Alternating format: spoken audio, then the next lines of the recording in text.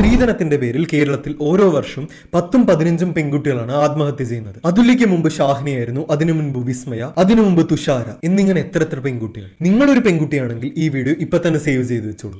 ഭാവിയിൽ നിങ്ങൾ താമസിക്കുന്ന വീട്ടിൽ നിങ്ങൾക്ക് സ്ത്രീധനത്തിന്റെ പേരിൽ പീഡനം അനുഭവിക്കുന്നുണ്ട്. നിങ്ങൾക്ക് പോലീസ് സ്റ്റേഷനിൽ പോകാൻ കഴിയുന്നില്ല, എന്തിന് വീടിന്റെ പുറത്തു പോലും പോകാൻ കഴിയുന്നില്ല എന്ന് വെച്ചാൽ 1090 എന്ന നമ്പർ അല്ലെങ്കിൽ 112 എന്ന നമ്പറിൽ കോൾ ചെയ്യൂ.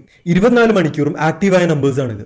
നിങ്ങളുടെ കാര്യം അഡ്രസ്സും അവർക്ക് പറയാം. പോലീസ് സ്റ്റേഷനിൽ അറിയിക്കേണ്ട കാര്യം അവർ ചെയ്തോളൂ. ഇനി ലീഗലായി മൂവ് ചെയ്യണം, പക്ഷെ കയ്യിൽ പൈസ ഇല്ല എന്ന് നിങ്ങൾ പറയുന്നുണ്ടെങ്കിൽ നിങ്ങളുടെ ജില്ല വുമൺ പ്രൊട്ടക്ഷൻ ഓഫീസിൽ പോവുക.